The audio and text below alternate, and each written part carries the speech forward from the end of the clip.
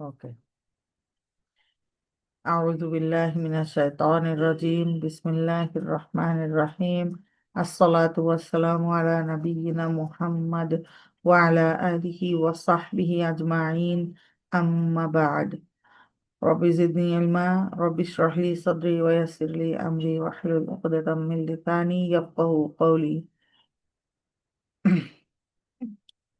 আচ্ছা, আমরা আজকে পড়বো হচ্ছে রমাদানের লক্ষ্য নির্ধারণ। গতকালকে আমরা পড়লাম যে আমরা পড়তেছি প্রোডাক্টিভ রমাদান, এটার বইটা আমরা পড়বো ইনশাল্লাহ সবাই। যে আমাদের রমাদান গুলো কেন নষ্ট হয়ে যাচ্ছে, কেন আমরা রমাদানের মানে প্রপার বেনিফিটটা নিতে পারতেছি না, বা আল্লাহ সুবহানাহু ওয়া তাআলার কাছে আমরা কেন আমাদের লেভেলটা আপ করতে পারতেছি না। 10টা কারণ বলছিলাম। এই জন্য কারণগুলো আমরা জানছি যাতে আমরা এই কারণগুলো আমাদের মধ্যে না রিপিট করি।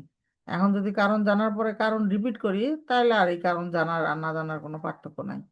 সো ইনশাল্লাহ ইনশাল্লাহ আমরা সবাই চেষ্টা করব যে কালকে যে কারণগুলো জানছি এগুলো যেন আমাদের মধ্যে না আসে। এরপরে আজকে হচ্ছে আমরা কি করব। লক্ষ্য নির্ধারণ, লক্ষ্য নির্ধারণ ব্যাপারটা হচ্ছে লক্ষ্য নির্ধারণ করে একেবারে যে লক্ষ্যের মতো যাইতে পারবো তা না। তবে লক্ষ্যটা নির্ধারণ করলে একটা মেজারিং একটা স্কেল থাকে। লাইক আমি কতটুকু যাইতে পারলাম, কতটুকু পারলাম না, এইটা আমি নিজেকে মূল্যায়ন করতে পারবো। এটা কারোর সাথে কম্পেয়ার করে লক্ষ্য নির্ধারণ করা যাবে না। তো ও মুখে বলছে 5 খতম দিবে, আমিও 5 খতম দিব, না না এরকম না। আমরা বাস্তবসম্মত লক্ষ্য নির্ধারণ করব, যার যার অনুযায়ী কারোর সাথে শেয়ার করব না। তাহলে এখানে বলছে রমাদানের লক্ষ্য নির্ধারণ।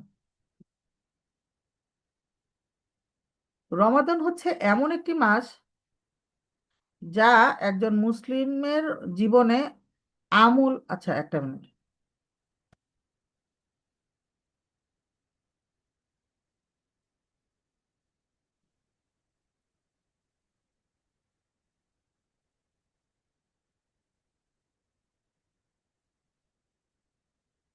তো লাইভ স্ট্রিমিং করা ট্রাই করতেছে।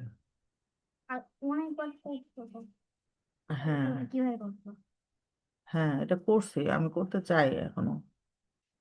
তাহলে আমাকে ফেসবুকে দিতে হয় না, কথা বলো না, রেকর্ডিং হচ্ছে।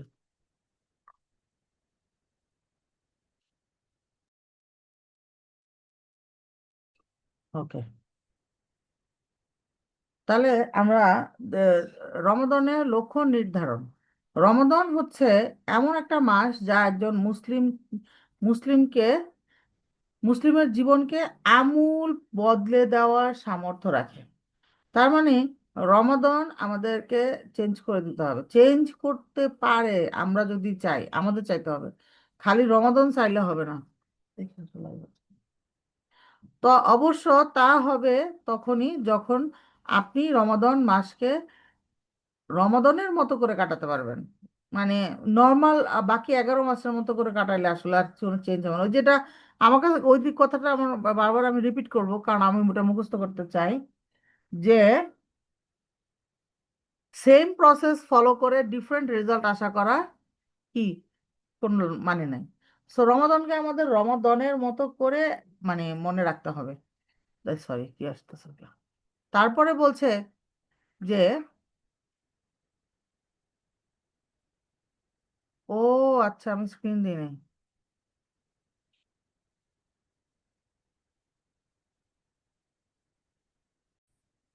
হ্যাঁ, স্ক্রিন দেখা যাচ্ছে। হ্যাঁ, দেখা যাচ্ছে। আচ্ছা, তাহলে বলছে যে আর তাই তো রমাদানের প্রস্তুতির জন্য পাশাপাশি প্রস্তুতির পাশাপাশি এই মাসে আমি কি কি আমল করব, সেটার একটা লক্ষ্য নির্ধারণ করে ফেলা অত্যন্ত জরুরি। কারণ আপনার সামনে যখন একটা সুনির্দিষ্ট লক্ষ্য থাকবে, তখন তা পূরণের উদ্দেশ্যে আপনি মেহনত মুজাহাদা করবেন এবং নিজেকে নিয়ে যেতে পারবেন অনন্য উচ্চতায়। গন্তব্য যখন স্পষ্ট থাকে, তখন বন্ধুর পথের দুর্গম যাত্রাও অভিযাত্রী পাড়ি দিয়ে দেয় লক্ষ্যের পানে চেয়ে। আর লক্ষ্যহীন অভিযাত্রী একসময় হতাশ হয়ে খেই হারিয়ে ফেলে। তাই লক্ষ্য নির্ধারণ অত্যন্ত গুরুত্বপূর্ণ। তো আলহামদুলিল্লাহ আলহামদুলিল্লাহ আমরা এটুকু বুঝতে পারছি যে আমাদেরকে টার্গেট ফিক্স করতে হবে, টার্গেট ওরিয়েন্টেড একটা মানে ইবাদতের একটা লিস্ট বানাইতে হবে যে আমি কি কি করতে চাই। মনে করেন আপনার কোনো একটা মানে জিকির ভাল লাগছে বা কোনো একটা দুআ ভাল লাগছে, সেটা লিখে রাখেন। একটা কাজ আমরা করতে পারি, মানে ইনক্লুডিং মাইসেলফ ডেফিনেটলি, আমরা সবাই একটা করে ডায়েরি নিব। মনে করেন ছোট ডায়েরি, বড় ডায়েরি, ইচ্ছা যেটা যেরকম নিয়ে এখন থেকেই, মনে করেন আমরা বই পড়ি বিভিন্ন সময় বা বিভিন্ন সময় বিভিন্ন ক্লাসে যাই, হঠাৎ একটা দোয়া আমাদের ভালো লাগতে পারে, সেই দোয়াটা আমরা লিখে রাখলাম। তারপরে মনে করেন একটা ভালো কথা মনে হলো, সেটা লিখে রাখলাম। তাইলে এইগুলো আমরা রমাদানে রিভিশন দিতে পারি, যে আমি কি কি করব, টু ডু লিস্ট রমাদানের জন্য, যে আমি এই সময় এটা করব, ওই সময় এটা করব। তো এইরকম আমরা করতে পারি, এটা একটা গাইডলাইন বলতে পারি আমরা। ঠিক আছে। তারপরে কি বলছে, যে কেন লক্ষ্য নির্ধারণ করব? তো বলছে যে রমাদানে লক্ষ্য নির্ধারণ করবই না বা কেন? রমাদানে যে এত এত সওয়াবের হাতছানি, তার সামনে কি তার মানে আমাদের সামনে কি তার হিসাব আছে? আমরা কি বলতে পারবো যে কি, মানে কোনটা করলে কতটুকু সওয়াব পাবো? নবীজি সাল্লাল্লাহু আলাইহি ওয়াসাল্লাম বলেন, যে ব্যক্তি আল্লাহর নিকট নৈকট্য লাভের আশায় এই মাসে একটি নফল আমল করবে, সে ওই ব্যক্তির সমান সওয়াব লাভ করবে যে অন্য মাসে একটি ফরজ আদায় করলো। আর যে ব্যক্তি এই মাসে একটি ফরজ আদায় করলো, সে ওই ব্যক্তির সমান সওয়াব আদায় পাবে যে এই মাসে একটি ফরজ আদায় করলো, 70টি ফরজ আদায় করলো। তো এটা হচ্ছে তাকরিব। আর তার তার তার হিব, মানে এটা হচ্ছে এই বইয়ের হাদিস। তো এই হাদিসটা দুর্বল, আমি যতটুকু শুনছি যে এইটার সনদের একটু মানে দুর্বলতা আছে। তো কোনো সমস্যা নাই, এছাড়া আরো বহু সহিহ হাদিস আছে আমাদের, যে রমাদানে আমাদের মানে সওয়াবের যেই পুরস্কারের যেই ইয়াটা আর কি, রিটার্নটা, সেটা নিয়ে। তো বলছে এখন চিন্তা করুন, রমাদানে একটি আমল করেও আপনি অন্য সময়ের আমলের চেয়ে 70 গুণ বেশি সওয়াব পেয়ে যাবেন। আর রোজা রাখার সওয়াব তো আল্লাহর কাছে সারপ্রাইজ হিসেবে রয়েছে, কারণ আল্লাহ রোজা রাখার পুরস্কার ঘোষণা না করে সারপ্রাইজ হিসেবে আমাদের জন্য লুকিয়ে রেখেছেন, যা আমরা পরকালে দেখতে পাবো ইনশাআল্লাহ। হাদিসে কুদসিতে এসেছে, আল্লাহ পাক বলেন, বান্দার সকল আমলের, নেক আমলের সওয়াব দানের জন্য একটি নিয়ম বা স্কেল থাকে। প্রত্যেক নেক আমলের সওয়াব সেই অনুসারে দেওয়া হয়, 10 গুণ থেকে 700 গুণ পর্যন্ত। কিন্তু রোজার বিষয়টি সাধারণ স্কেল ও নীতির ঊর্ধ্বে। বান্দা আমার জন্যই খাদ্য পানীয় বিসর্জন দিয়েছে, কামক্রিয়া বর্জন করেছে, সুতরাং আমি সরাসরি তাকে নিজে অশেষ সওয়াব দান করব, আজর এবং সওয়াব দান করব। তাহলে উপরে হাদিসে কুদসি থেকে লক্ষণীয়, প্রত্যেক নেক আমলের সওয়াব 10 গুণ থেকে 700 গুণ হয়ে থাকে, সেটা কাজের লেভেল অনুযায়ী। আর রোজারটা কি হবে? রোজারটা আল্লাহ সুবহানাহু ওয়া তাআলা নিজে দিবেন। সো মানে 10 থেকে 700 গুণ না, ওটা আলাদা, ওটা আরো বেশি।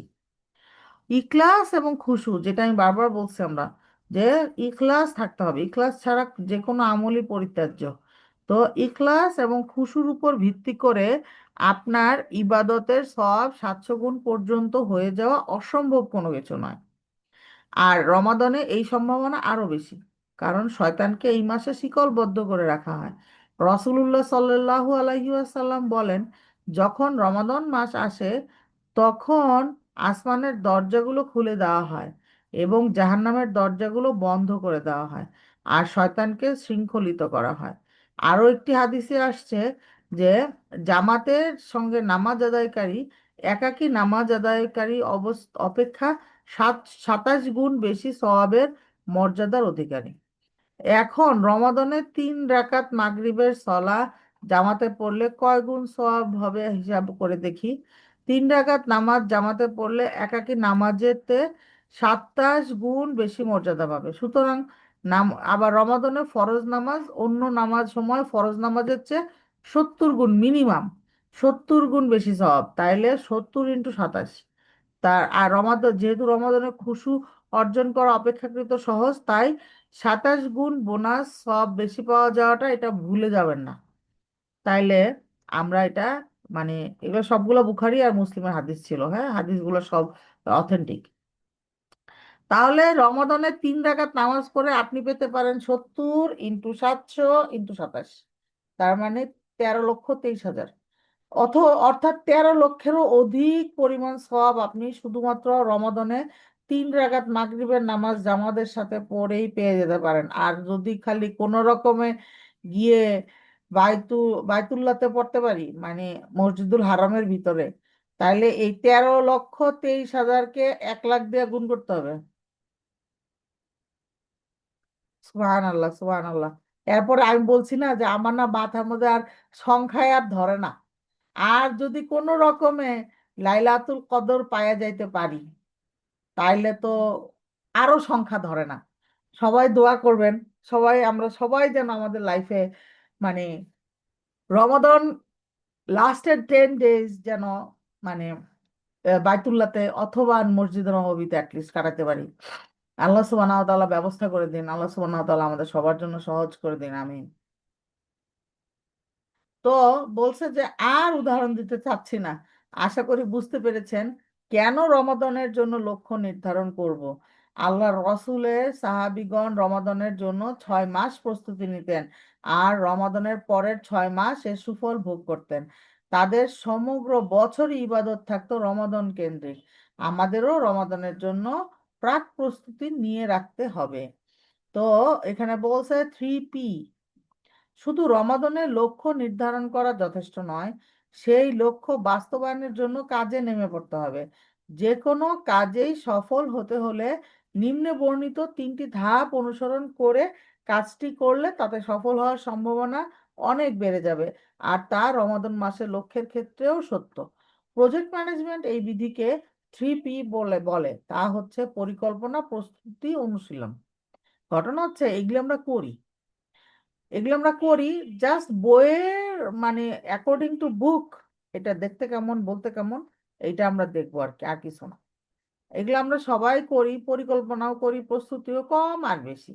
তো এইবার যেমন জেনে শুনে বুঝে, ওই যে লাইভে যেরকম বলে না, জেনে শুনে বুঝে অর্ডার করবেন, সেরকম আর কি। এইবার যেমন আমরা আর কি জেনে শুনে বুঝে ইবাদত করব, জেনে শুনে বুঝে প্ল্যানিং করব। হ্যাঁ।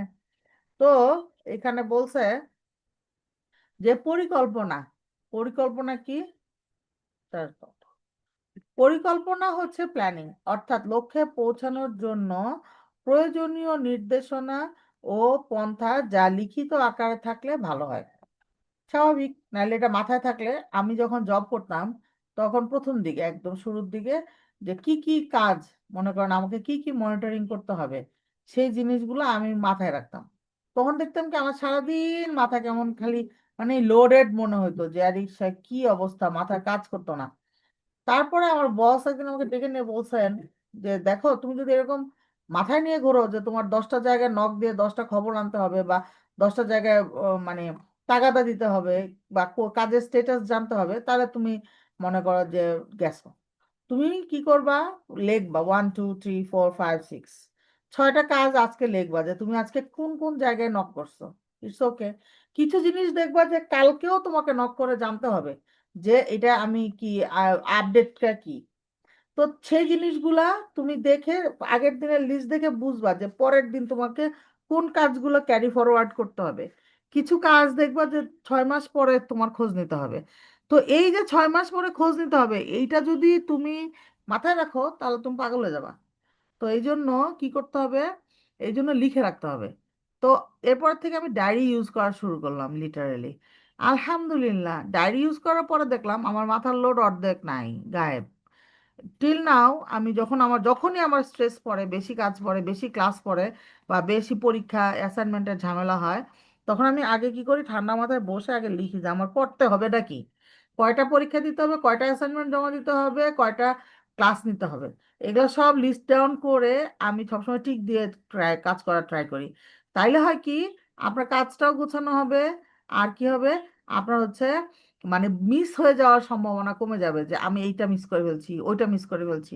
সেম প্ল্যানিং এর ক্ষেত্রে আমরা অনেক প্ল্যানিং করি, এখন মনে করেন কত কিছু মনে হচ্ছে না, দেখবেন কি রমাদান আসতে আসতে পরে হয়ে যাবে, অর্ধেক ভুলে যাবো আমরা। যেমন এখন আমরা প্ল্যান করতেছি যে ঈদ রমাদানের মধ্যে বের হব না নানুকে রেখেছি। রমাদানের মধ্যে বের হব না।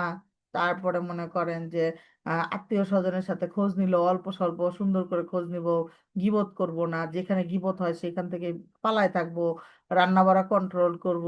অনেক কিছু চিন্তা করতেছি, অনেক কিছু ভাবতেছি যে ইয়াস, এইটা খুব সুন্দর, এটা করলে আল্লাহ পছন্দ করবে, এটা করব, এই দোয়াটা করব, তো এই দোয়া করব, ওই দোয়া করব, এরকম অনেক চিন্তা করতেছি। কিন্তু দেখবেন রমাদান আস্তে আস্তে অর্ধেক ভুলে গেছি, যে কোরআন পড়বো প্রতিদিন, এই সময় এত পাতা কোরআন পড়বো, ওই সময় এত ঘন্টা কোরআন পড়বো, এই সময় আধা ঘন্টা পড়তে পারবো, এরকম প্ল্যানিং করতেছি আমরা। হ্যাঁ, সেই প্ল্যানিং গুলো দেখবেন ভুলে যাব। তো এই জন্য কি করবেন, যখন যেটা মনে হবে সেটা খাতার মধ্যে লিখে ফেলবেন। খাতার মধ্যে লিখে ফেলবেন। ওই যে একটা ডায়েরির কথা বললাম, ওইরকম ওই ডায়েরির মধ্যে লিখে ফেলবেন, লিখে রেখে দিবেন। তাইলে হবে কি, এই যে আপনার এটা লিখতে করতে হবে, এটা আপনি ভুলে গেলেও আর সমস্যা নাই, ডায়েরি তো আর ভুলবে না। তো আবার যখন রমাদানের এক সময়, রমাদান একদম কাছে চলে আসবে আমাদের, তখন আমরা দেখতে পারবো যে ও আচ্ছা আমরা এই করবো ভাবছিলাম। তখন দেখবেন আরো দুইটা যোগ হবে, যেমন রমাদানে আমাদের কি কি যোগ হবে। আমাদের রমাদানে ইফতারি করার জন্য ছোলাটা একটু আগে সিদ্ধ করে রাখাটা যোগ হবে। তারপরে মনে করেন মশলা কারো যে বাটাবাটির ঝামেলা থাকে সেগুলো যোগ হবে। ক্লিনিং এর ব্যাপারটা, বাসাটা ক্লিন করতে হবে রমাদানের আগে, যতটুকু সম্ভব পারা যায় সেইগুলো যোগ হবে। এই জিনিসগুলো তখন কি হবে আপনার, এখন যদি আপনি না লিস্ট ডাউন করেন, তখন আপনাকে 30টা আইটেম লিস্ট ডাউন করতে হবে। আর এখন যদি আপনি 15টা লিস্ট ডাউন করে রাখেন, তাহলে রমাদান ওই 15টার স্ট্রেস থাকবে না। তখন আপনি আরো সুন্দর করে চিন্তা করে আরো কিছু অ্যাড করতে পারবেন। হ্যাঁ, তো এই জন্য আমাদের অবশ্যই অবশ্যই একটা প্ল্যানিং থাকতে হবে এবং লিখিত আকারে থাকতে হবে।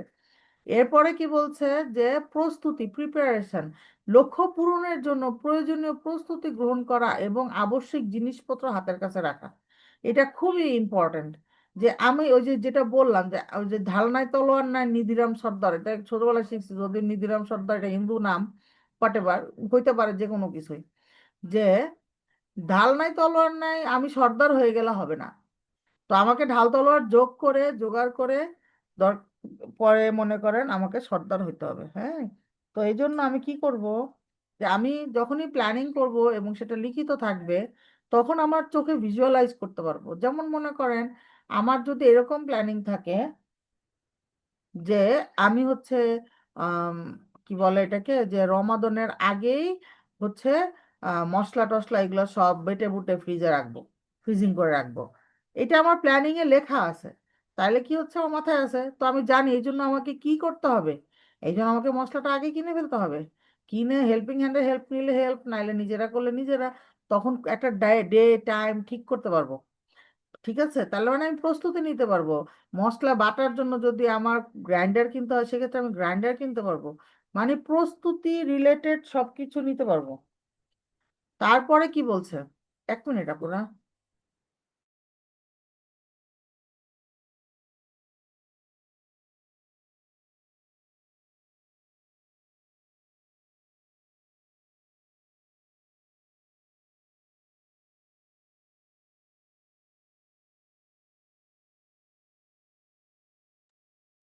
তারপরে বলছে কি, যে অনুশীলন, মানে কি প্র্যাকটিসিং। এখন আমি লিখে রাখলাম যে আমি হচ্ছে রমাদানে এই দিনে মনে করেন যে 20 পাতা কোরআন পড়বো, সেটা হচ্ছে 5 ওয়াক্ত সলাতের পরে বা আগে। এটা নর্মাল একটা জিনিস, একেবারেই নর্মাল এবং মাচ অ্যাটেনেবল, বেশিরভাগ মানুষ এটা করে। তো এটা হচ্ছে 5 ওয়াক্ত সলাতের আগে পরে, আগে অথবা পরে 5 পাতা করে বা 4 পাতা করে পড়লে আমার প্রতিদিন 20 পাতা কোরআন পড়া হচ্ছে। তার মানে কি আমার 1 পারা করে কোরআন পড়া হচ্ছে। এখন আমার মতো যারা স্লো, আমি স্লো বলি কারণ আমার কোরআন পড়তে 1 পাতা পড়তে 5 মিনিট মিনিমাম লাগে। তো এখন মনে করেন আরেক অনেকে, যখন আমি আরো খারাপ পড়তাম, খারাপ বলতে আমি বলতে চাচ্ছি, যখন আমি মানে ওই মাদ আর গুন্না এগুলা ঠিক করতেছিলাম, এখন ঠিক হয়েছে বলবো না, তবে একটু আপগ্রেডেড হয়েছে। তো যখন আমার এগুলা ঠিক করতেছিলাম, তখন আমার 7 মিনিট থেকে 8 মিনিট লাগতো। সেটা ছিল গত রমাদান বা তার আগের রমাদানের কথা।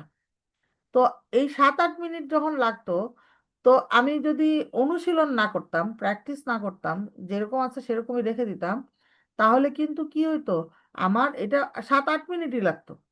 তার মানে কি হইতো, তখন আমার রমাদানে আমার টাইম বেশি লাগতো। তো আপনারাও দেখবেন রমাদানের শুরুতে যখন আমরা কোরআন পড়ি তখন যেই টাইম লাগে পরের দিকে কিন্তু টাইম কমে যায়, ফ্লুয়েন্সি বেড়ে যায়। কারণ কি? প্র্যাকটিসিং। তো এই প্র্যাকটিসটা আমাদেরকে আগের থেকে করতে হবে, তাইলে রমাদানের মধ্যে ঢুকে আমাদেরকে স্ট্রাগল করতে হবে না। প্লাস সব কিছুতেই প্র্যাকটিসিং। আমি লিখে রাখলাম যে আমি রমাদানের রাতের কিয়ামুল লাইলটা সুন্দর করে পড়বো, কিন্তু আমি এখন থেকে প্র্যাকটিস করলাম না, এখন থেকে রাতে ওঠা প্র্যাকটিস করলাম না, একেবারে সরাসরি চাঁদ দেখে রাতে ওঠা প্র্যাকটিস করব। তাহলে কি হবে? ওই যে আমরা গত ক্লাসে দেখছি যে কি হবে, যে মানুষজন যেরকম মনে করেন যে ওই জোশের বসে 2 4 দিন 5 দিন 6 দিন করবে, তারপরে টায়ার্ড হয়ে ছেড়ে দিবে, এইরকম অবস্থা আমাদেরও হবে। তো এই জন্য আমাদেরকে ইউজ টু হইতে হবে। মানে কি, ভালো কাজ করব বালি বললেই হবে না, ভালো কাজ কিভাবে করব সেটার প্ল্যানিং লিখবো, সেটার জন্য যা যা দরকার আনুষঙ্গিক জিনিসপত্র জোগাড় করব, তারপরে কি করব, সেইগুলো প্র্যাকটিস করা শুরু করব এখন থেকে। It is high time. 1 মাস আছে আর। আজকে 5 তারিখ, 1 মাস 10 দিন, একেবারে দৌড়ায় দৌড়ায় চলে যাবে এই দিনগুলো আমাদের। হ্যাঁ, তো এই জন্য এগুলা রমাদানের যা যা আমাদের ইচ্ছা করতেছে করতে, যা যা আমাদের প্ল্যানিং, আমরা সবাই চেষ্টা করব এখন থেকেই প্র্যাকটিস করতে। বলছেন এখানে যে মূল প্রজেক্ট শুরু হওয়ার আগে পরিকল্পনা বাস্তবায়নের জন্য যে কাজগুলো করতে হবে তা করার অনুশীলন শুরু করে দেওয়া জরুরি। রসুল্লাহ সাল্লাল্লাহু আলাইহি ওয়াসাল্লাম সাবান মাসে যত নফল রোজা রাখতেন অন্য কোনো মাসে রাখতেন না। তিনি সম্পূর্ণ সাবান মাসই রোজা রাখতেন। আর সাবান মাস হচ্ছে রমাদানের আগের মাস। ব্যাপারটাকে ভারোত্তোলনের সাথে তুলনা করা যায়। যেমন মনে করুন, রজব মাস আর সাবান মাস থেকে ভারোত্তোলন শুরু করলেন, তখন রমাদান মাস আসবে, আমার জন্য এই কাজটা অনেক সহজ হবে। তাই না? আমরা ওই যে আরেকটা কথা বলছিলাম না, ওই যে আর্মিদের যে কঠিন প্রশিক্ষণ সহজ যুদ্ধ। তো এখন আমরা যদি রমাদানকে যুদ্ধের মাস মনে করি, যে আমরা নফসের সাথে যুদ্ধ করব, তাহলে আমি এখন থেকে যদি প্রিপারেশন নেই এবং কঠিন প্রশিক্ষণ নেই, তাহলে নফসের সাথে যুদ্ধটা আমার সহজ হয়ে যাবে এবং আমি খুব ইজিলি ইবাদত গুলা করে আল্লাহর প্রিয় বান্দা হইতে পারবো। এখন বলছে যে সহজ, কাজটা সহজতর হয়ে যাবে এবং আমাদের প্রোডাক্টিভিটি বেড়ে যাবে। আর শয়তান শেকলবদ্ধ থাকায় ভারের পরিমাণও কমে যাবে। যেটা আমি বলছিলাম যে কালকে আমরা হিসাব করে দেখছি যে এখন কাজ করতে, এখন একটা ইবাদত করতে, একটা ভালো কাজ করতে যদি আমাকে 5 কেজি এনার্জি খরচ করতে হয়, রমাদানে এমনিতেই আমাকে 2.5 কেজি এনার্জি খরচ করতে হবে। কারণ কি? কারণ এখন আমার নফস আমাকে বাধা দেয়, বলে যে নামাজ পড়ে পড়ো, একটু পরে পড়ো। আর শয়তান হাওয়া দেয়, বলে হ্যাঁ হ্যাঁ ঠিকই আছে ঠিকই আছে, একটু পরে পড়লে কোনো সমস্যা নাই, আর একটু রেস্ট নাও, আর একটু রেস্ট নাও, একটু পরেই তো পড়তে পারবা, ইবাদত এখন অনেক সময় আছে ওয়াক্তের। তো এই যে শয়তানের হাওয়াটা বন্ধ থাকবে রমাদানে, তখন কি হবে, আমার লোড এমনিতেই কমে আসবে, 5 কেজি থেকে 2.5 কেজি হয়ে যাবে। তারপরে আমি যদি আগে প্রিপারেশন নেই, আগে প্র্যাকটিস করা থাকি, তাহলে আমার এখন একটা কাজ করতে যদি 5 কেজি এনার্জি দিতে হয়, রমাদানে দেখা যাবে 1.5 কেজি এনার্জি দিয়ে আমি সেই কাজ করে ফেলতে পারবো। আলহামদুলিল্লাহ, আলহামদুলিল্লাহ। তো এই জন্য প্ল্যানিং থাকাটা এবং প্রিপারেশন থাকাটা এবং প্র্যাকটিস থাকাটা খুবই জরুরি। রমাদানে কি লক্ষ্য নির্ধারণ করবেন, আমরা কেমন লক্ষ্য নির্ধারণ করব, এই ব্যাপারে স্যার এখানে খুব ভালো একটা গাইডলাইন দিয়েছে, আমার খুব ভালো লাগছে। যে শুধুমাত্র অল্প কিছুদিনের জন্য সাধু সন্ন্যাসী হওয়ার লক্ষ্য নির্ধারণ না করে এই রমাদানে এমন কিছু সুদূর প্রসারী লক্ষ্য নির্ধারণ করুন যা আপনাকে সারা বছর ফায়দা দিবে। চেষ্টা করুন এমন কিছু ভালো অভ্যাস গড়ে তোলার জন্য যার দরুন সারা বছরই লাভবান হওয়া যায়। রমাদান রমাদানের লক্ষ্য আসলে সবার একই রকম না হওয়াটা খুবই স্বাভাবিক। আমাদের প্রত্যেকের কাজ, দায়িত্ব এবং সক্ষমতা ভিন্ন। সব কিছু বিবেচনা করে প্রত্যেকের স্বতন্ত্র লক্ষ্য হওয়াটা অধিক বাস্তবসম্মত। তথাপি নিচে একটি রূপরেখা আর প্রণয়ন করা হলো যা রমাদানের লক্ষ্য নির্ধারণে পাঠকের জন্য সহায়ক হবে। যেটা আমি কালকে বারবার বলতেছিলাম যে আমাদের সবার family status, social status, economical status, family surroundings, family backgrounds এবং মনে করেন যে সোশ্যাল রেসপন্সিবিলিটিস, ফ্যামিলি রেসপন্সিবিলিটিস, এগুলো সবার আলাদা। যার মনে করেন আমার 2 মেয়ে, আরেকজন আপুরও 2 মেয়ে, তার 2 মেয়ে আর আমার 2 মেয়ে তো আলাদা, তাই না? দুইটা তো আর একই মেয়ে না। সো দুইটার ব্যবহার, এই 4টার ব্যবহারও আলাদা আলাদা। তো আলটিমেটলি দুই মেয়ে দেখেই আমরা একই, we are in the same carpet, চিন্তা করার কোনো কারণ নাই। কার্পেটের মধ্যেও সূক্ষ্ম ভাগ আছে। সো এই জন্য সবাই আমরা অবশ্যই অবশ্যই কি করব, যার যার অবস্থান থেকে চিন্তা করব। কালকে আমি বারবার বলতেছিলাম আপনাদের সাথে, যদিও মানে বেশি বললে কথাগুলো আর কি বেশি জেনারেলাইজ হয়ে যায়, কিন্তু মানে আমি চাই যে সবাই একবার হলেও শুনে একটু বুঝুক যে আমাদের সবাইকে নিজের নলেজ নিতে হবে, নিজের নলেজ নিতে হবে। এবং নলেজ নেওয়ার জন্য পরিশ্রমের কোনো বিকল্প নাই। এখন যদি আমি মনে করি যে থাকা অমুকে নলেজ নিছে, আমার মাথায় অনেক বুদ্ধি, সে নলেজ নিয়ে খাইটা খুইটা একটা রুটিন বানাবে, সেটা আমি কপি করে দিয়ে আল্লাহর প্রিয় হয়ে যাব, sorry to say it will not work. বা ওয়ার্ক করলেও আপ টু দ্য মার্ক কখনোই হবে না। তো এই জন্য আপনার রুটিন আপনাকেই বানাইতে হবে, এবং আপনার বানানোর জন্য আপনাকেই নলেজ গ্যাদার করতে হবে। এটার কোনো বিকল্প নাই। হ্যাঁ, যে আরেকজন বানাই দিবে সেই নয় সেই রুটিন আমি ফলো করব, আমার এত বুদ্ধি আর সে, তার এত কম বুদ্ধি, সে নিজের রুটিন নিজে বানাইছে না।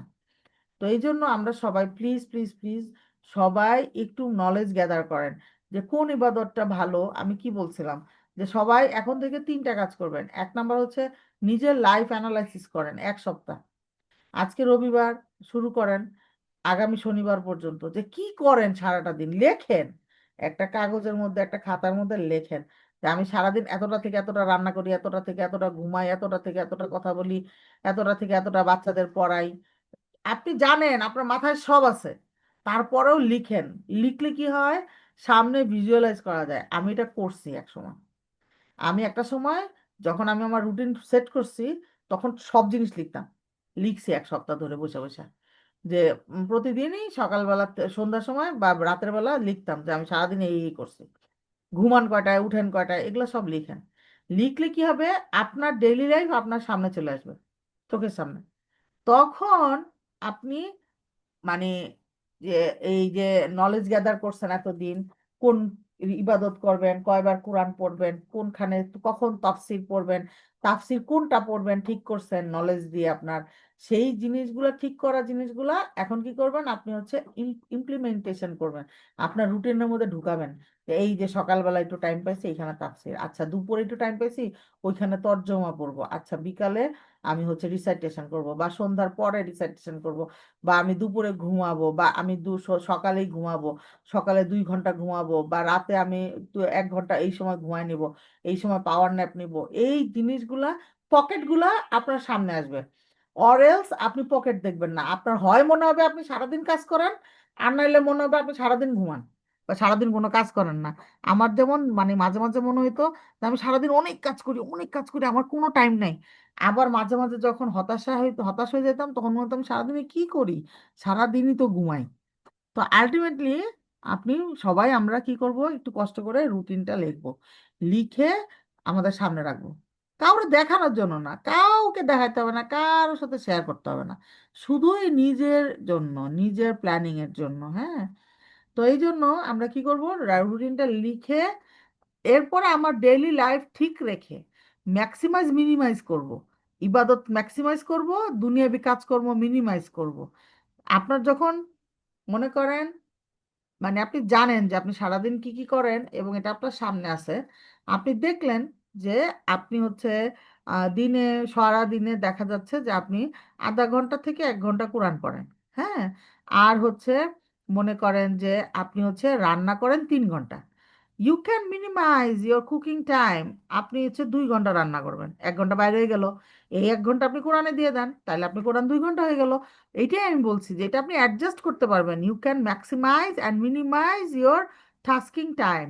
তো যদি যখন আপনি টাস্কিং টাইমটা কম বেশি করতে পারবেন, কখন করতে পারবেন, যখন আপনি টু দা পয়েন্ট পকেটগুলো জানবেন যে এইখানে পকেট আছে, এইখানে পকেট আছে, এইটা করতে পারবো, ওইটা করতে পারবো, এইটা আমি এইখানে দিতে পারবো।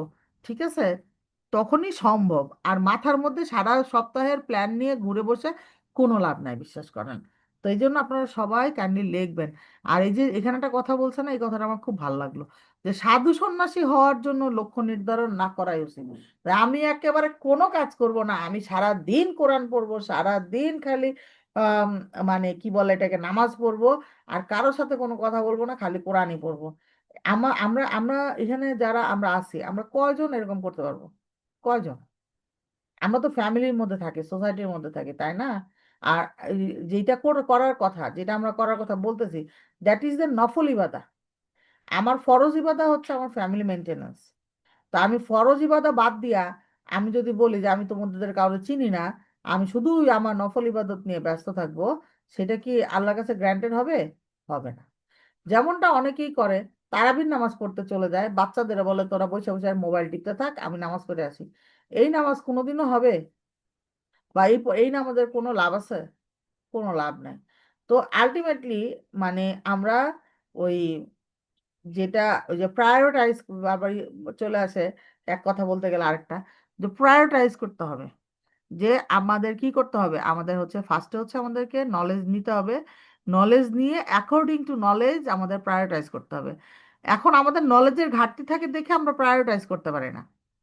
আমাদের নলেজের ঘাটতি থাকে দেখে আমরা ফরজ ইবাদত বাদ দিয়ে নফল নিয়ে দৌড়দৌড়ি করি। আমাদের নলেজের ঘাটতি থাকে দেখে আমরা মনে করেন যে নামাজের খবর নাই, নফল রোজা রাখা নিয়ে দৌড়দৌড়ি করি। তো এই জন্য আমাদের নলেজ বাড়াইতে হবে। নলেজের লেভেল আপ হবে যখন, তখন আমরা ফরজ কখনোই মিস দিব না। আমরা এটা বুঝবো যে এইটা বাবা ফরজ, এটার সাথে কোনো কোনো কিছুর কম্প্যারিজন নাই, এটা আমাকে করতেই হবে। আর নফল যেটা, সেটা আমাকে কি করবে, কিয়ামতের দিন আমাকে হেল্প করবে। তারপরে বলছে কি, যে নামাজ কেন্দ্রিক লক্ষ্য ফরজ নামাজ এই যে এখন আসবে দেখেন। এই জন্য বলছি যে নলেজ নেওয়াটা জরুরি। বইগুলো আমাদেরকে নলেজ দেয়, বুঝছেন? এই নলেজগুলো আমাদের নিতে হবে। এখন আমরা পড়তেছি, আপনারা আমি আমি একা একা পড়লে তো পড়া হয় না আমার, এই জন্য আপনাদের সাথে নিয়ে পড়ি আর কি, তাহলে একটা রেসপন্সিবিলিটিস থেকে পড়া হয়। দেখা যাবে এই বইটার, আমি যেহেতু 2 বছর ধরে পড়তেছি, আমার হচ্ছে এই বইটার মোটামুটি মোরাললেস 40 to 50% অ্যামাউন্টের নলেজ মোটামুটি আমার মাথার মধ্যে বসা। আর যারা কখনোই পড়েন নাই তাদের হয়তো এই নলেজগুলো ভাষা ভাষা। তো আপনারা যখন পড়বেন আমার সাথে বা একা, এই নলেজগুলো বসানোর চেষ্টা করবেন, হ্যাঁ? নাইলে কোনো লাভ নাই। শুনলেন, আসলেন, শুনলেন, চলে গেলেন, এরকম। এটা কোনো লেকচারের ক্লাস না যে আসলেন, আমি সুন্দর সুন্দর কথা বললাম, আপনারা খুশি হলেন, তারপর চলে গেলেন। এটা হচ্ছে নলেজ গ্যাদারিং এর একটা ক্লাস। যে আমরা বই পড়তেছি, বই থেকে বই আমরা কেন পড়ি? বই পড়ি যাতে আমরা নলেজ নিতে পারি। বইয়ের মধ্যে কোনো খুব কমই বই আছে, মানে যেগুলো আর কি একটু ভালো চুজিং বই থাকতে হয়, একটু দেখে শুনে বই নিলে, তাহলে সেই বইগুলোর মধ্যে কম ইনফরমেশন থাকবে যেগুলো ফালতু ইনফরমেশন। তো এই জন্য ফালতু ইনফরমেশনের বই লাইক উপন্যাস না পড়ে আমরা কি পড়বো, এই টাইপের নলেজ গ্যাদারিং এর বই পড়বো, যেগুলো থেকে আমার লাইফস্টাইল চেঞ্জ করতে পারবো আমি, হ্যাঁ? এখন বলছে যে নামাজ কেন্দ্রিক লক্ষ্য ফরজ নামাজ, দিনে 5 বার অবশ্যই ফরজ নামাজ পড়বেন, এটা অত্যাবশ্যক, মিস দেওয়ার প্রশ্নই আসে না।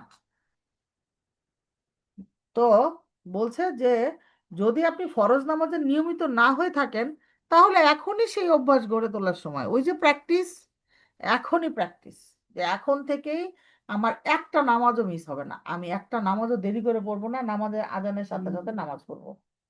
প্রত্যেকটা নামাজ ইনক্লুডিং ফজর, হ্যাঁ ইনক্লুডিং ফজর, জোহর, আসর, মাগরিব, ঈশা আমরা আজান দেওয়ার সাথে সাথে পড়া ট্রাই করবো। একদম যদি প্রবলেম থাকে, যেমন আমার একটু প্রবলেম থাকে মাঝে মাঝে যে ক্লাসে থাকি, তো ক্লাস শেষ করার সাথে সাথে যেন পড়তে পারে, আমি সেই চেষ্টা করব। ইনশাল্লাহ, ইনশাল্লাহ আল্লাহ সহজ করে দিন। বা ক্লাসের টাইমিংও যদি পারি এদিক সেদিক করতে, সেটাও করতে চেষ্টা করব ইনশাল্লাহ। এখন তারপরে কি বলছে, যে এখনই সেই সময়। এরপরে সুন্নত, যত বেশি সম্ভব সুন্নত নামাজ পড়ুন। চেষ্টা করুন প্রতিদিন অন্তত 12 রাকাত সুন্নত মুআক্কাদা। ফজরের ফরজ নামাজের আগে 2 রাকাত, জোহরের ফরজ নামাজের আগে 4 রাকাত, জোহরের ফরজ নামাজের পরে 2 রাকাত, মাগরিবের ফরজ নামাজের পরে 2 রাকাত, ঈশার ফরজ নামাজের পরে 2 রাকাত সুন্নত নামাজ যেন পড়তে পারি। কারণ এটা করলে জান্নাতে একটা প্রাসাদ পুরস্কার পাওয়া যাবে। তো এটা আমরা সবাই চেষ্টা করব ইনশাল্লাহ। It is high time. এখন যদি করি, তাইলে রমাদানে আমাদের এটা ইবাদত করতে কম কষ্ট হবে ইনশাল্লাহ, ইনশাল্লাহ। কেন কম কষ্ট হবে সেটা আমরা বারবার বলছি, যে রমাদানে এখন যদি আমাদের এই নামাজগুলো পড়তে 5 কেজি এনার্জি লাগে, রমাদানে লাগবে 1.5 কেজি এনার্জি। কেন লাগবে? কারণ এখন হচ্ছে শয়তান প্লাস নফস, তার মানে রমাদানে শয়তান বন্ধ, তার মানে অর্ধেক এফোর্ট ওখানেই নাই। তাইলে আমার আর কি থাকবে, শুধু নফস। নফস হচ্ছে কি, আমি যদি এখন থেকে প্র্যাকটিস করি তাহলে নফসেরও অর্ধেক ট্রেনিং এখন হয়ে যাবে। তাহলে ওই সময় গিয়েও নফস কম চিল্লাচিল্লি করবে বা কম মোছামুছি করবে। তাইলে তখন আমার অনেক কম এফোর্টে ইনশাল্লাহ আমরা এই 12 রাকাত নামাজ কন্টিনিউ করতে পারবো, এবং রেস্ট অফ আওয়ার লাইফ ইনশাল্লাহ after Ramadan we will continue ইনশাল্লাহ।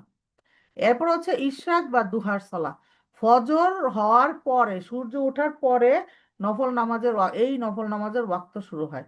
এর অনেক ফজিলত আছে। রমাদান মাসে এই নামাজ নিয়মিত পড়ার অভ্যাস গঠন করার উপযুক্ত সময়। কারণ আমরা কি করবো, এখন থেকেই চেষ্টা করবো দুহার সালাটা পড়তে। পড়তে পড়তে পড়তে পড়তে রমাদান আসবে, তখনও তখন আর আমরা মিস হবে না তখন, এখন থেকে শুরু করলে। তারপরে কি, তারাবির সলাহ। তারাবির সলাহ হচ্ছে কি, রমাদান মাস ছাড়া মানে তারাবির সলাহ ছাড়া রমাদান মাস কল্পনাও করা যায় না। অনেক সময় দেখা যায় অনেকে এশার নামাজ পড়েন না কিন্তু তারাবি পড়েন। কেন পড়েন আমরা এটা বলছি, নলেজের অভাব। তারা প্রায়োরিটাইজ করতে পারে না কোনটা আমি করব, কোনটা জরুরি। জরুরি হচ্ছে ফরজ, তারপরে হচ্ছে আমার সুন্নাহ, তাই না? তারপরে হচ্ছে বলছে যে এমনটি করা কাম্য নয়। এশার ফরজের মর্যাদা তারাবির নামাজ থেকে অনেক বেশি। চেষ্টা করবেন ঈশার ফরজ এবং তারাবির নামাজ সম্পূর্ণ মনোযোগের সাথে মসজিদে গিয়ে আদায় করতে। তারাবিতে যেই মসজিদে ধীরে ধীরে কিরাত পড়ানো হয় সেই মসজিদে তারাবি পড়বেন। তারাবিতে কোরআনের স্বাদ নেওয়ার চেষ্টা করবেন। ভালো হয় যদি তারাবির নামাজে যাওয়ার আগে ওই দিন কোরআনের যে অংশটুকু পড়ানো হবে তার তিলাওয়াত বাসা থেকে শুনে তর্জমা পড়ে যেতে পারেন। তাহলে নামাজে খুশু আরো বেশি পাওয়া যাবে ইনশাল্লাহ ইনশাল্লাহ। এটা খুবই ইম্পর্ট্যান্ট বাংলাদেশে। বিশেষ করে আমি তো একটা নর্মাল এরিয়ায় থাকি। নর্মাল এরিয়াগুলোতে মনে হয় এইরকম তারাবি পড়ে। আমার বাসা মসজিদের একদম কাছে, জাস্ট 2টা বাসা পরেই মসজিদ। আমার বাসায় মাইক দেখা যায়, মাইকের শব্দ শোনা যায়, মানে কি মসজিদের মধ্যে যখন এই যে ইন্টারনাল মাইক দিয়ে পড়ে না সেই শব্দগুলো আসে। এমন স্পিডে পড়ে রে ভাই, মানে কি বলবো, আমরা তো এখন পড়তে পড়তে মোটামুটি সূরা বাকারা কিন্তু শুনলে আমরা বুঝতে পারি না যে কোনটার পরে কি আছে না আছে, অনেক পড়া হয়, কিচ্ছু ধরতে পারি না, এমন স্পিডে পড়ে। তারপর আবার হঠাৎ হঠাৎ করে কি এমন টান দেয়, 10 হারাকা টান দিতে থাকে। মনে করেন এত বড় টান দেয়। তো এটা মানে এটা নিশ্চয়ই ওনারা কোনো বুদ্ধিতে দেয়, কিন্তু ব্যাপারটা হচ্ছে অনেক স্পিডে পড়ে, আমরা ধরতে পারি না। খুশু খুশু তো পড়ে, বুঝা তো পড়ে, অর্থ তো পড়ে। আমি গত বছর হচ্ছে তারাবি পড়তে গেছিলাম ইয়েতে, এই বনানী মসজিদে একবার, একটা তারাবি পড়তে গেছিলাম। তো ওইখানেও দেখলাম ওইখানে ফাস্ট পড়ে না ওইখানে, মানে আমাদের এলাকার মসজিদের চেয়ে ভালো অবস্থা। যে ওরা কি করে দেখলাম যে প্রথমেই হুজুর বলে নিল, মানে একজন হুজুর বলে নিছে যে আজকে যেই আয়াগুলা পড়া হবে সেটার মধ্যে সংক্ষিপ্ত শানে নুজুল এবং তাফসির উনি বলে নিলেন, বলে তারপরে পড়া শুরু করলেন। তো পড়া শুরু করছেন তখন আলহামদুলিল্লাহ আলহামদুলিল্লাহ, তখন আমার খুবই ভালো লাগছে। আমি হয়তো সব অর্থ বুঝি না, তারপরে অন্তত হাজা জালিকা উলাইকা ইয়া আইয়ুহাল্লাযীনা আমানু খালিদিনা ফিহা আবাদা এগুলো তো বুঝি। তো এগুলো যখন বলে তখন মনে হয়, আরে বাংলাই তো বলতেছে, এগুলো তো আর আর বাংলা করতে হচ্ছে না, আরবিতেই বুঝতে পারতেছি। তো আলহামদুলিল্লাহ একদিন এরকম হবে আমাদের, আমি এটা বিশ্বাস করি। আল্লাহ সুযোগ দিয়েছেন, আল্লাহ আমাদেরকে মানে জায়গা চিনায় দিয়েছেন, ইনশাল্লাহ আমরা পরিশ্রম করলে এরকম হবে যে কোরআন সবাই কখন যখন আমরা কোরআন রিসাইটেশন করব বা শুনবো, সব আমরা অটো ট্রান্সলেশন ছাড়া বুঝতে পারবো ইনশাল্লাহ ইনশাল্লাহ। বারবার পড়তে পড়তে পড়তে পড়তে আমাদের ইনশাল্লাহ এরকম হয়ে যাবে একদিন, যখন আমরা রিসাইটেশন শুনেই বুঝতে পারবো যে এখানে কি বলছে। তো এইরকম যখন এইরকম রিসাইটেশন গুলা আমাদের খুঁজে বাই করতে হবে। ছেলেদের কথা বলতেছি, মেয়েদের জন্য তারাবি মসজিদে গিয়ে পড়া ম্যান্ডেটরি না। এখন অনেকে নিজের উপর ম্যান্ডেটরি করে নেয়, একেবারে যুদ্ধ করে যাবেই মসজিদে গিয়া নামাজ পড়বেই। এত মানে লোড নেওয়ার কোনো কারণ নাই। কারণ হচ্ছে আল্লাহ সুবহানাহু ওয়া তাআলা আমাদের কারো উপরই মানে সাধ্যের অতিরিক্ত বোঝা চাপায় দেন নাই। আমার আরেকটা জিনিস মনে হয়েছে নামাজে গিয়ে, এটা আমার একান্ত ব্যক্তিগত মতামত, যে তারাবির নামাজ মসজিদে গিয়ে পড়ছি, তখন আমি যেরকম মানে আমার যে ফিলটা আসছে তার চেয়ে আমার বাসায় একা পড়লে কম্পারেটিভলি আমার মনে হয়েছে যে আমার আমার কাছে আমার নিজের, সবার না, আমার নিজের নামাজের কোয়ালিটি ভালো হচ্ছে, ভালো হয়। কারণ কি, বাসায় আমি একা একা পড়ি, আশেপাশে কেউ লড়তেছে, কেউ চড়তেছে, কেউ পানি খাচ্ছে, কোনো বাচ্চা কাঁদতেছে, চিল্লাচিল্লি করতেছে, এগুলো হয় না। আবার হুজুর পড়তেছে, হুজুরের স্পিডের সাথে আমার আন্ডারস্ট্যান্ডিং এর স্পিড এগুলো হয় না। বা হুজুর পড়তেছে, আমি দাঁড়ায় আছি, দাঁড়ায় দাঁড়ায় ঘুমায় যাওয়ার সম্ভাবনা প্রবল। দেখছি বহু মানুষজন ওইখানে ঘুমায় যায়, মানে পানি খায়, নড়ে চড়ে, বাচ্চারা খেলে, বাচ্চারা দৌড়াদৌড়ি করে, কান্দে, গান গায়, কবিতা বলে।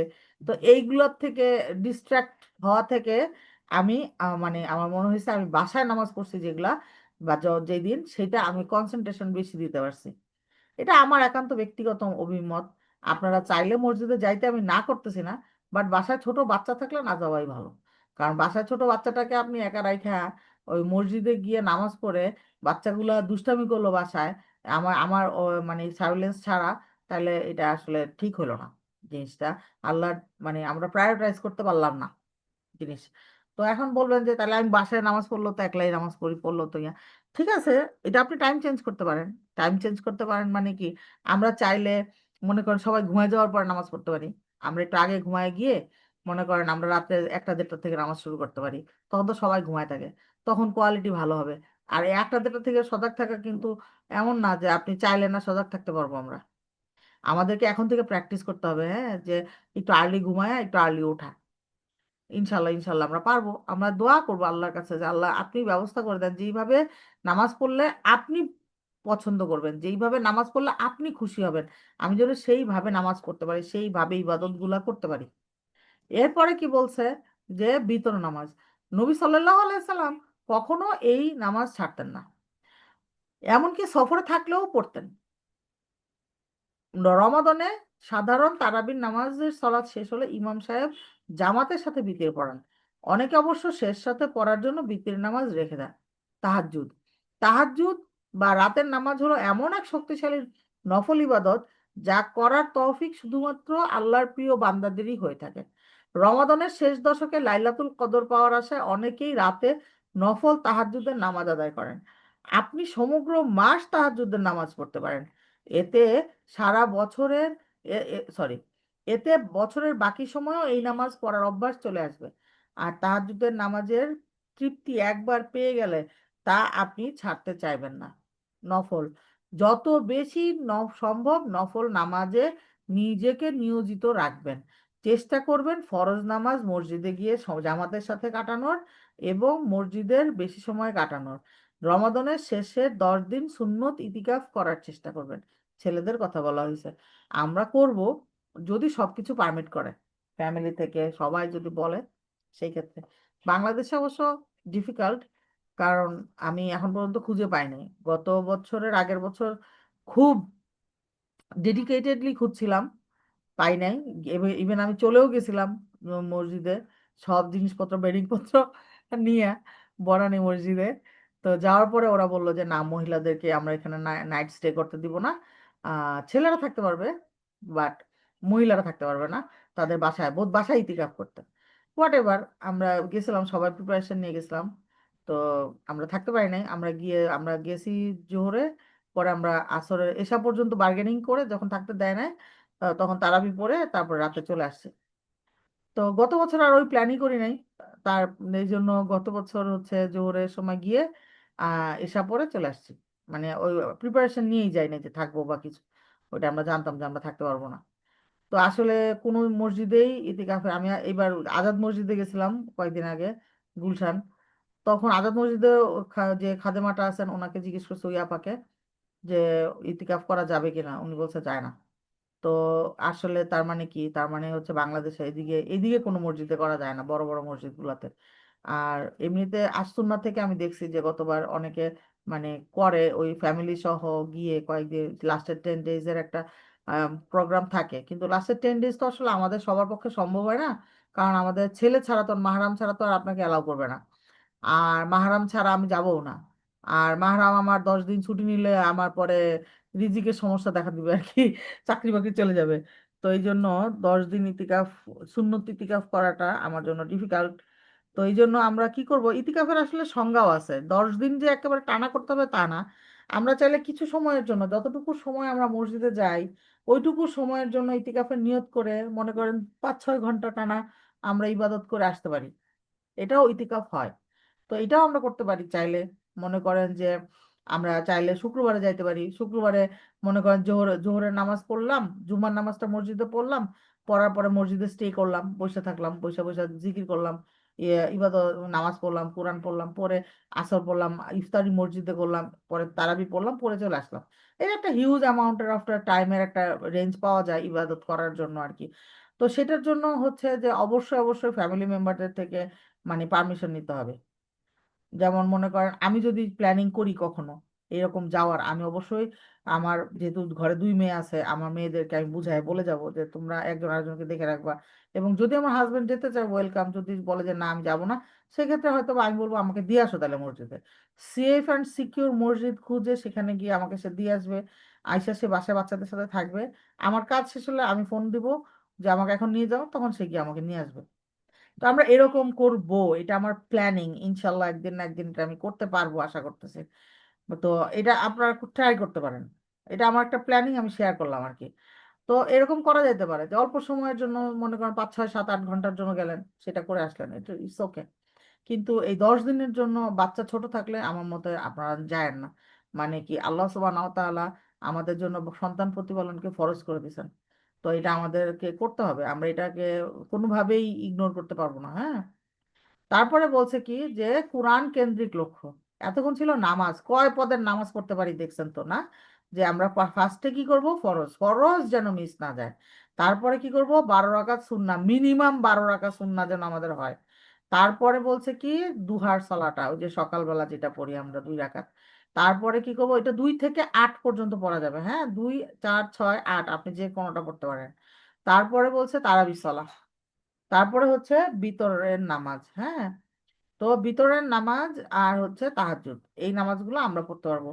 এগুলো সবগুলা দেখছেন তো, এগুলো হচ্ছে সব হচ্ছে কি নফল নামাজ। এই নফল নামাজ এখন অনেকে কি করে, এমন নফল নামাজ পড়ে, ফুরফুর ফুরফুর করে নামাজ পড়ে। আপনি কোয়ালিটিফুল 2 রাকাত নামাজ পড়েন, সেটা আল্লাহর কাছে প্রিয়। কিন্তু আপনি হুড় হুড় করে 100 রাকাত নামাজ পড়ে ফেললেন, যেটার মধ্যে আপনি কখন সিজদা দিলেন কখন রুকু দিলেন নিজেই জানেন না। তো একটা মিনিট আপনার কি হচ্ছে, আচ্ছা, তো সেটা আমি নিজেই জানি না, তাহলে তো আর হবে না, তাহলে কি আমার কি নামাজ হইলো? তাহলে তো এই নামাজের আল্লাহর কাছে কোনো ভ্যালু নাই। আল্লাহর কাছে অল্প, কিন্তু কোয়ান্টিটি অল্প, কিন্তু কোয়ালিটি ফুল জিনিস প্রিয়। এবং রেগুলার করি আমি সেই জিনিস প্রিয়। এক রাতে 100 রাকাত নামাজ পড়ে পরের পরের 3 দিন নামাজ না পড়তে পারার কোনো মানে নাই, বা নামাজ কম পড়তে পারার কোনো মানে নাই। সো আমরা সবাই কি করব, কনসিস্টেন্ট ইবাদত গুলা করার চেষ্টা করব রিপিটেডলি। আল্লাহ, এত বেজে গেছে, আয় হায় আমি তো দেখি নাই। আচ্ছা, আমরা তো 11:30 শুরু করছি, 12:30 শেষ করে দেবো ইনশাল্লাহ। এখন বলছে যে কোরআন কেন্দ্রিক লক্ষ্য, আরবি ভাষায় কোরআন তিলাওয়াত করুন। অনেকে আমি দেখছি, এরকম মানুষ আমি পাইছি, বলে আমি তো আরবি পড়তে পারি না, আমি বাংলায় কোরআন খতম দিছি। বাংলায় কোরআন খতম দিলে কি কোরআনের হক আদায় হবে? হবে না, কোরআন আরবি ভাষায় পড়তে হবে। আরবি ভাষায় এবং যেভাবে নাজিল হয়েছে সেভাবে পড়তে হবে, এটার জন্য আমার যা করার দরকার সব করতে হবে। এবং আমাকে সেই পরিমাণ মানে কি হবে, যে ডেডিকেটেড থাকতে হবে, সেই পরিমাণ ক্রেজি হইতে হবে আমাদের। তারপরে বলছে কি যে সেই ভাষায় আর কোরআন পড়ুন যেই ভাষায় তার নাজিল করা হয়েছে। আরবিতে কোরআন তিলাওয়াত করার অসংখ্য বরকত ও ফজিলত রয়েছে। যদিও বা আপনি অর্থ না বুঝেন, হতে পারে কোরআন পড়তে পড়তে আরবি ভাষা শেখার প্রতিও আপনি উৎসাহ অনুভব করবেন। নিজের ভাষার কোরআনের অনুবাদ পড়ুন। আরেকটি গুরুত্বপূর্ণ জিনিস হলো কোরআনের কথাগুলো অনুধাবন করা, যাতে করে কোরআনের কথাগুলো আপনার হৃদয়ে আলোড়ন তোলে। আর যদি সেই জন্য কোরআনের অনুবাদ পড়তে হয়, আমি বলবো সেদিকেও জোর দিবেন। এতে করে তারাবির নামাজে কি তেলাওয়াত হচ্ছে সেটা আপনি কিছুটা হলেও বুঝতে পারবেন। তবে সবচেয়ে ভালো হয় যদি আপনি আরবি ভাষাটা শিখে ফেলেন, কারণ একমাত্র তখনই আপনি কোরআনকে কোরআনের ভাষায় বুঝতে পারবেন। তো এখন ঘটনা কি আসছে, ভিতরে আসছে। তো এখন হচ্ছে যে এখন হচ্ছে এই এই সময়টা এখন হচ্ছে আমাদের 50% করার হাই টাইম, যারা কোরআন কিছুই বুঝেন না তাদের জন্য। আচ্ছা, একটা মিনিট, আমার তো দরজা খুলতে যেতে হচ্ছে, 1 মিনিট।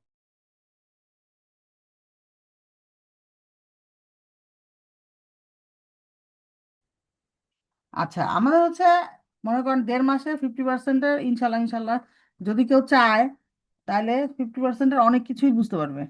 এবং 50% করলে কি হবে, এখন যে কিছু ভার্ব চেনা হবে, একদম মনে করেন প্যাটার্ন গুলো মুখস্থ হইলে কোন ভার্বটা আসছে বা কি নিয়ে কথা হচ্ছে সেটা আমরা বুঝতে পারবো। যদি মনে করেন একদম 50%-এর প্রথম ভার্বটা আমরা দেখি, পালা, এই ভার্বটাও যদি আমি পুরোটা চিনি, তাহলে মনে করেন যখন লেখা থাকবে ইয়া ফালু না, এটা দেখলে মনে হবে আরে এটা তো আমি চিনি, ইয়া ফালু না মানে হচ্ছে কি তারা সবাই করে, ঠিক না? তো এই জিনিসটা আমাদের মানে অনেক অনেক মানে পরিচিত লাগবে। আমি যখন সিলেট ইউনিভার্সিটিতে পড়তাম, আমার বাড়ি ময়মনসিংহ, তখন ময়মনসিংহের কোনো মানুষ দেখলে এত প্রিয় লাগতো, মনে হতো আহারে এত ভালো। তো মনে করেন যে আমার ভাই যেমন এখন থাকে বাইরে, তো সে যদি বাংলাদেশের লোক দেয় তার নাকি অনেক ভালো লাগে, তো বাংলাদেশি মানুষ পাইলেই এত খুশি লাগে। তো চেনা, এটা হচ্ছে একটা ইজম কাজ করে।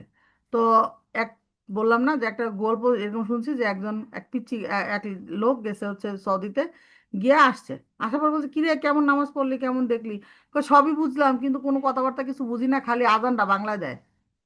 মানে কি, ও তো এমনি আজান শুনে মুখস্থ করে গেছে, তোর জন্য মনে হয়েছে যে আজানটা বাংলায় দেয়, আর বাকি সব আরবিতে বলে। তোর জন্য আজানের লাইনগুলো ওর জন্য বাংলা। তো আমাদের জন্য 50% পড়লে ইয়া ফাইলু না বাংলা হয়ে যাবে, বুঝছেন?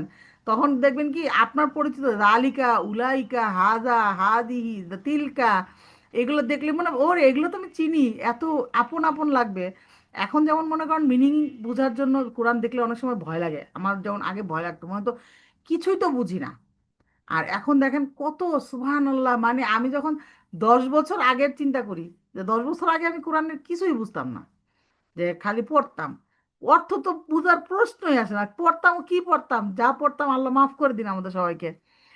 আর এখন আলহামদুলিল্লাহ আল্লাহ কোত্থেকে কয়ে আনছেন আল্লাহ সুবহানাহু ওয়া তাআলা চাইলে যে এখন বুঝতে পারি না, ঠিক আছে আমি সব বুঝি না, কিন্তু ইনশাল্লাহ আমি I can see the way, যে আমি এই ওয়েতে যদি যাই, যদি আমি জানি অনেক কষ্ট এই ওয়েতে, অনেক পরিশ্রম করতে হবে আমাকে এই পুরা বুঝতে হইলে, কিন্তু আমি তো I know the way at least, তাই না? তো আমরা আমরা আমরা আমরা চেষ্টা করব, ইনশাল্লাহ একদিন পারবো, আল্লাহকে একটু দোয়া করব, আল্লাহ সহজ করে দিবেন। আল্লাহ সুবহানাহু ওয়া তাআলা যেহেতু রাস্তা দেখাইছেন, আল্লাহ ইনশাল্লাহ ইনশাল্লাহ আমাদেরকে সেই রাস্তা শেষ পর্যন্ত নিয়ে যাবেনই। তো আমরা সবাই একটু শুরু তো করি, আপনারা সবাই শুরু করেন, পরিচিত আত্মীয় স্বজন সবাইকে বলেন যে 50 করো, 50% আইস ব্রেকিং কোর্স, তোমার যে ভয়টা আছে সেটা কেটে যাবে। একটু পরিশ্রম করতে বলেন, 1.5 মাস প্রিপারেশনের একটা অংশ হচ্ছে 50% করা। আমরা এই যে দেখলাম না প্রস্তুতি, সেই প্রস্তুতির একটা অংশ যে 50% কোর্স করা, যাতে আপনি বুঝতে পারেন। এরপরে বলছে কি রিসাইটেশন শুনুন, রিসাইটেশন শুনুন। এখন কারি আমরা খুব সুরেলা কারির কাছে যাব না, কারণ সুরেলা কারিদের পড়া শুনলে কি হয়, আমরা সেই সুর দেওয়ার ট্রাই করি, তখন কি হয় আমাদের তাজবিদের ধাজিয়া উড়ে যায়, তাজবিদ আর থাকে না, তাজবিদের তও থাকে না, মানে তাজবিদে তাও থাকে না আমাদের। সো আমরা তাজবিদ আগে ফিক্স করব, শাইখেরা বলছে ফার্স্টে তুমি তাজবিদ ফিক্স করবা, তারপরে সুর দিবা। তো এই জন্য খুব সুরেলা কারীদেরটা শুনবো না, যেমন মিশারি আল আফাসি, ওনারটা সবাই খুব পছন্দ করে, কিন্তু ওনার সুর কপি করা সবার কাজ না, সবাই পারবে না। উনি যখন টান দেয় তখন ওই যে ওই টান দিতে গেলে আমার আগের সবকিছু পরের সবকিছু এলোমেলো হয়ে যাবে, টের পাবো না আমি। তো এই জন্য আপনারা হচ্ছে আম, এই শাইখ হুসাইরি মুআল্লিমেরটা শুনতে পারেন, ওনারটা শুনেন বেশি বেশি করে। হ্যাঁ, তাইলে ওনার মতো করে পড়তে পারবেন। করে আইমান সয়েদ, আইমান সয়েদেরটাও, ডক্টর আইমান সয়েদেরটা পড়তে পারেন, উনিও অনেক সুন্দর করে স্লো স্লো করে পড়েন, অল্প অল্প করে পড়েন, ওনারটা শুনতে পারেন। হ্যাঁ, ওনাদের দুজনেরটাই শুনেন, আমি রিকমেন্ড করব এই দুইজনেরটাই, বারবারই বলে দিচ্ছি, আপনারাও পরিচিত সবাইকেই বলবেন, শাইখ হুসাইরি মুআল্লিম আর শাইখ আইমান সয়েদ, এই দুজন ছাড়া আর কারোটা শুনেন না আপাতত, যাদের রিসাইটেশনের প্রবলেম আছে। হ্যাঁ, সুর পরে আসবে আপুরা, সুর ইম্পর্টেন্ট না, সুর ম্যান্ডেটরি না, ম্যান্ডেটরি হচ্ছে তাজবিদ সহ রাইট ওয়েতে পড়া। এখন বলছে যে রমাদানে বলছে যে যেতে যেতে অন্তত তিলাওয়াতের মাধ্যমে একবার খতম দেওয়ার চেষ্টা করে উনি। এটা অনেকে যারা চাকরি বাকরি করে দূরে একটু যাইতে 1 ঘন্টা আসতে 1 ঘন্টা লাগে, তারা রিসাইটেশন ছেড়ে দিবেন, ছেড়ে শুনতে শুনতে যাবেন, শুনতে শুনতে আসবেন, ইটস ওকে। তাইলে আপনাদের রাস্তার মধ্যে একটা খতম হয়ে যাবে। অনেকে পড়তে পারে না, আমার যেমন মোশন সিকনেস আছে, আমি গাড়ির মধ্যে কিছু দেখলে আমার মাথা ঘোরানো শুরু হয়।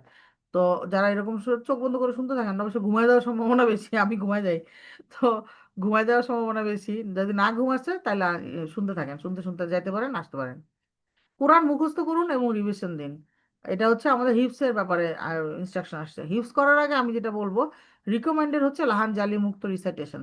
আপনি যদি লাহান জালি মুক্ত রিসাইটেশন না করেন, তাইলে আপনি যদি লাহান জালি যুক্ত হিপস করেন, সেটা আপনাকে কারেক্ট করতে মাথা খারাপ হয়ে যাবে আপনার। যেমন মনে করেন, আমি যদি বলি কুল আউযু বিরব্বিন নাস, এটা পড়ার সময় যদি আপনি এরকম পড়ে অভ্যাস হয়, কুল আউযু বিরব্বিন নাস, এটা যদি আপনি মুখস্থ করে ফেলেন, তাহলে এই মা ঢুকাইতে আপনার খবর আছে। তো এই জন্য মেক শিওর যে আপনি পড়েন কুল আউযু বিরব্বিন নাস, যে আপনি সহি করে পুরোটা পড়েন, তারপরে মুখস্থ করেন। ঠিক আছে? তারপরে কি বলছে যে অন্যান্য ইবাদত, ইতিকাফ, রমাদানের শেষ 10 দিন নবী সাল্লাল্লাহু আলাইহি ওয়াসাল্লাম টানা ইতিকাফ করতেন। সুন্নত ইতিকাফ এই সময়ে এক বিশেষ ইবাদত যা শুধুমাত্র রমাদানেই করা হয়। তাই রমাদানে এই আমলটি করার সুযোগ গ্রহণ করুন। রমাদানের শেষ 10 দিনে মসজিদে অবস্থান করে ইতিকাফ করুন।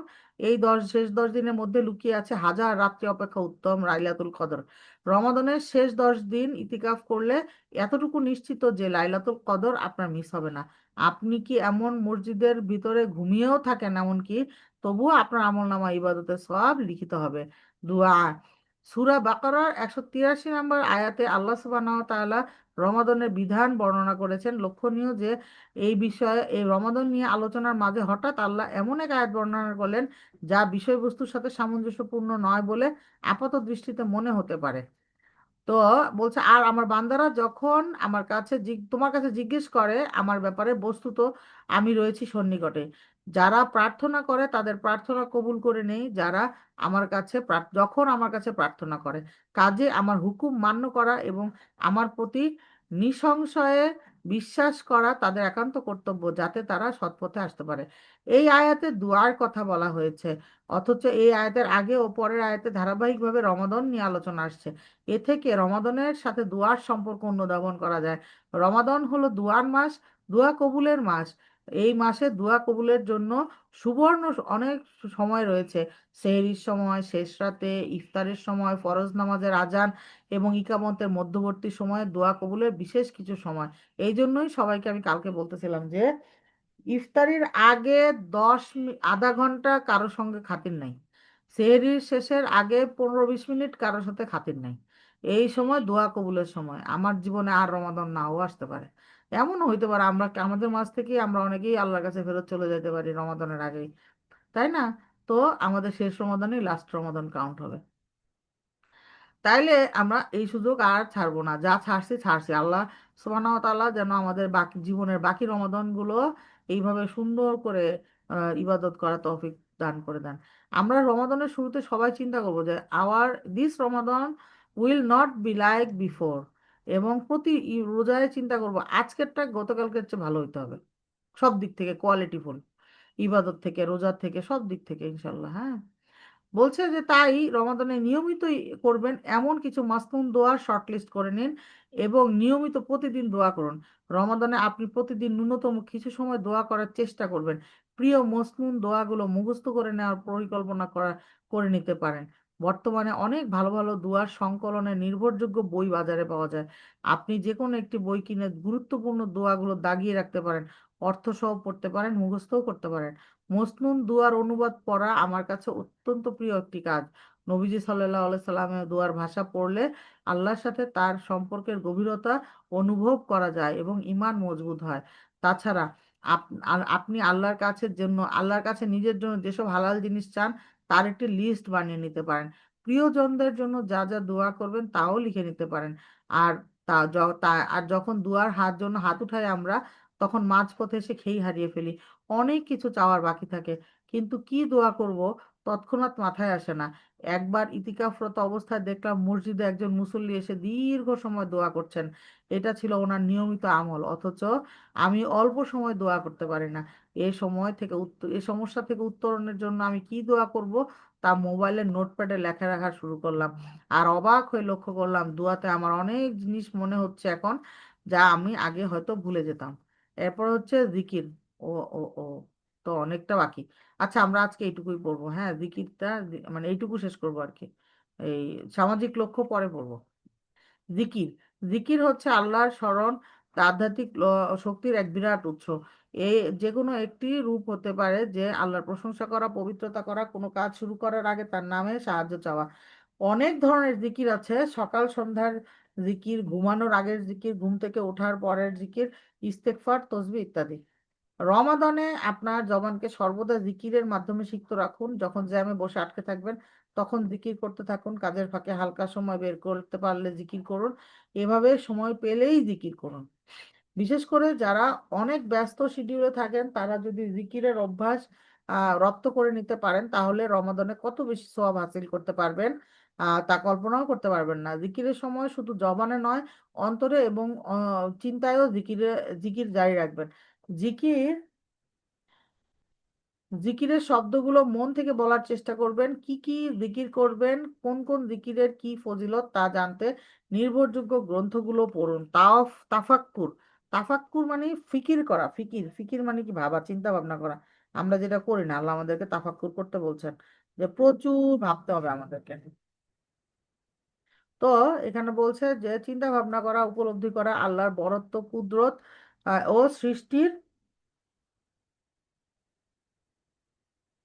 সৃষ্টির রূপবৈচিত্র্য নিয়ে চিন্তা ভাবনা করা। রমাদানে ইতিকাফের সময় যদি আপনি বেশি বেশি তাফাক্কুর করতে পারেন, তাহলে দেখবেন এক ঢিলে দুই শিকারি না, এক ঢিলে দুই পাখি শিকার করবো আর কি। বাংলা। এক ঢিলে দুই পাখি শিকার করার চেয়েও বেশি অসাধারণ হবে। আরেকটা হচ্ছে দাওয়া ইলা আল্লাহ। রমাদান মাস হচ্ছে ইসলামের সৌন্দর্য অমুসলিমদের কাছে প্রচার করার এবং ইসলামের দাওয়াত দেওয়ার এক সুবর্ণ সুযোগ, কারণ এই মাসে অমুসলিমরা ইসলামের অপরিসীম সামাজিক এবং আধ্যাত্মিক শক্তি প্রত্যক্ষ করতে পারে। বিশেষত যারা অমুসলিম দেশে বসবাস করেন, তারা রমাদান মাসকে দাওয়ার কাজে ভালোভাবে ব্যবহার করতে পারেন। আলহামদুলিল্লাহ, আমাদের আজকে এইটুকুই থাকবে। আমরা আবার কবে বসতে পারবো জানি না, তবে চেষ্টা করবো খুবই তাড়াতাড়ি বসতে। যখনই টাইম পাবো আমি এরকম টাইম দিয়ে দিব, আমরা ক্লাস করে ফেলবো। পরে রেকর্ডিং থাকবে, যারা মিস করবে তারা আমাদের ওই ইয়ে থেকে রেকর্ডিং দেখে নেবে। তবে খুব মানে র্যান্ডমলি হবে এবং অ্যাবনর্মাল টাইমগুলোতে হবে। দেখবেন যে এরকম সকালবেলা বসে গেছি, দুপুরবেলা বসে গেছি, ইটস ওকে, কোনো সমস্যা নাই, যখন আমরা সুযোগ পাবো। সুবহানাকা আল্লাহুম্মা বিহামদিকা নাশহাদু আল্লা ইলাহা ইল্লা আনতা নাস্তাগফিরুকা ওয়া নাতুবু ইলাইক। আসসালামু আলাইকুম। রেকর্ডিংটা